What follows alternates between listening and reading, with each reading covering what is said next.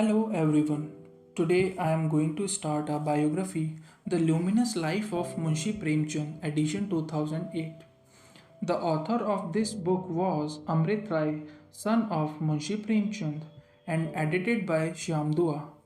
This book was published by Tiny Tot Publications, and the first chapter is Early Life. Munshi Premchand was born on July 31, 1880 at Lamahi, a village that was located some 4 miles from Varanasi on the road to Azamgarh. Premchand belonged to Shrivastava branch of Kayasthya. Kayasthya were famous for their administrative ability since the Mughal days. Munshi is his pseudonym for Dhanpat Rai, his parental name. His ancestors lived at Are, a village near Lamahi. His grandfather, Munshi Gurshalal, was posted at Lamahi. He was the Patwari, village accountant or land recorder of the village. In his life, Munshi Gurshalal had acquired some 60 bighas, about 38 acres of land in the village. Munshi Gurshalal had 4 sons, Korleshwar Lal, Mahavir Lal, Ajab Lal and Udit Narayan Lal. Munshi Gurshalal had bequeathed the lands to Mahavir Lal. Mahavir Lal was a young, sturdy man. He had convinced his father that he had the ability to keep the lands in possession. But after Munshi Gurshalal died, one of his relatives deceived Mahavir Lal. Therefore, the children lost the possession of the lands. Then the 4 brothers had only 6 bighas of lands in the name of property. Munshi Gurshalal had bequeathed this land to Baldev Lal, the son of Mahavir Lal. While Mahavir Lal lived on farming, the other brothers had to look for government jobs to earn their livelihood. Eventually, all the 3 took up jobs in postal department. When Munshi Ajab Lal, father of Premchand, took up his job as a postal clerk, his monthly salary was rupees 10. A month before his retirement, his salary was rupees 40. He was a very simple man. People in the village respected him a lot for his determination and discreet behavior. He was a learned man. He had studied many scriptures, but he was not orthodox. He had greater respect for simple and honest living rather than religious pomp and show. His wife Anandi was a charming lady. She was a modest, thoroughbred woman. She was very sensitive towards the poor folks of the village, and she was also very charitable towards them. 2 of their daughters had died in infancy. Their third child, a daughter, was born at Lamahi. She was named at Sugi.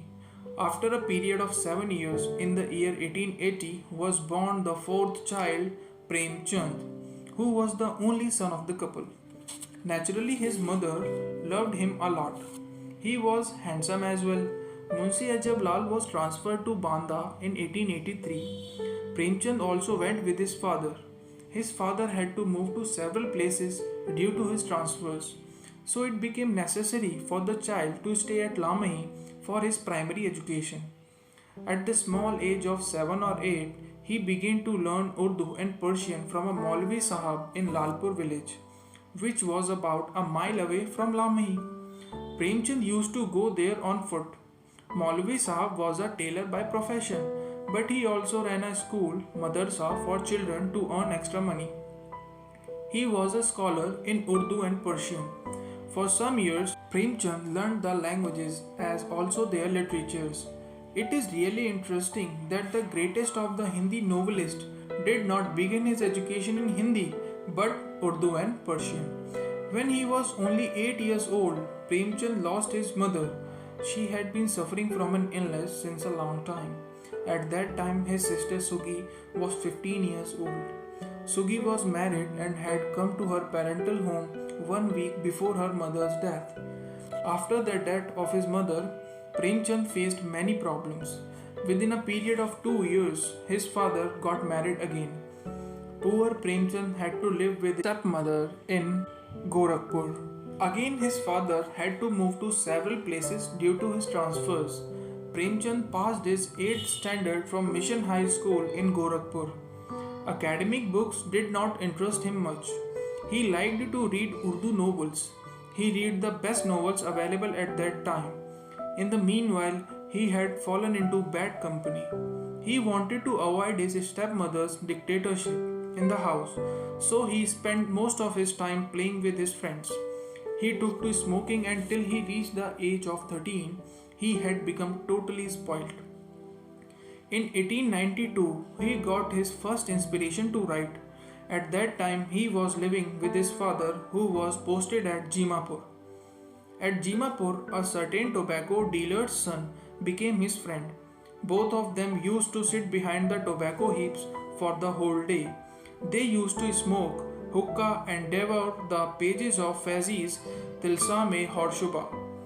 There was a great craze among the Urdu readers of those days for this Urdu saga, which ran into some 17 volumes. He read the humorous work of Maulana Sajid Hussain with great interest. He was inspired from these novels, and so he also used the humorous touch in his early works. After few years, in his essay, My First Work, he wrote about his experience of this period. He was inspired by an incident. It so happened that the brother of his stepmother fell in love with a low caste domestic servant. The villagers gave him a thrashing. This stimulated Premchand to write a satire on the poor lover. It was written in year 1893. The next year he wrote a play Honhar Veeron ke Hoth Chikne Paat. Coming events cast their shadows before. Then his father was transferred to Gorakhpur to Jamania. But Premchand had to stay at Lamahi. He took admission in Queen's College. He was in ninth standard then. His father used to give him 5 rupees every month. Premchand tried to manage but later on realized that it was very less money to bear all his expenses. So he took up a tuition job to coach a boy at Bans Phatak in Varanasi. His schedule had become very hectic. He used to reach home at 8 in the evening after his own studies and coaching the boy. He used to go to the village on foot. He would study over kerosene lamp in the night. At that time he was just 15 years old. His father started looking for a suitable match for him. Then he selected a girl from village Rampur and Premchand was married to her. The marriage did not last for long as the girl was very ill behaved. She had a bad temper and used to have fits quite often. Premchand's father felt deceived when he came to know about the girl's features. His health failed and he died at the age of 56. Premchand had to bear the loss of his father at such a young age. His wife and stepmother used to quarrel a lot. The whole responsibility of the house was now on the shoulders of Premchand.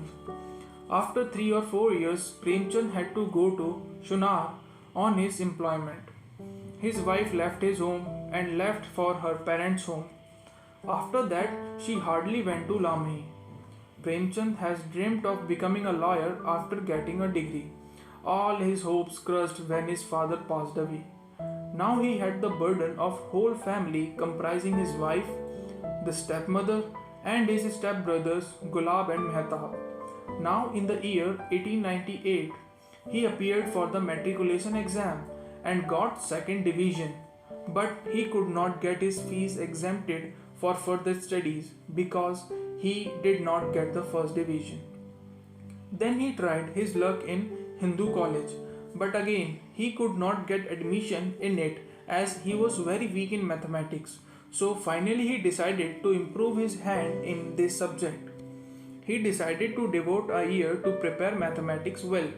So for the time being he started taking tuition on a monthly fee of rupees 5. He visited the library every day.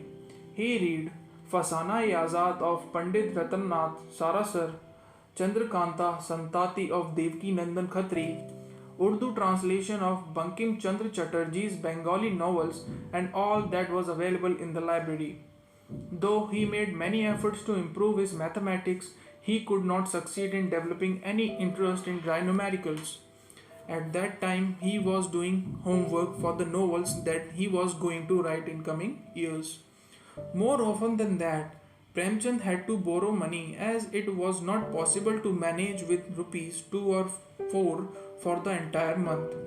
Unable to repay the loan in time, he had to put up with great agony and had to avoid the notice of the moneylenders for fear of public insult. Premchand had to borrow money from people quite often. He had to put up with great agony because of his pathetic financial condition.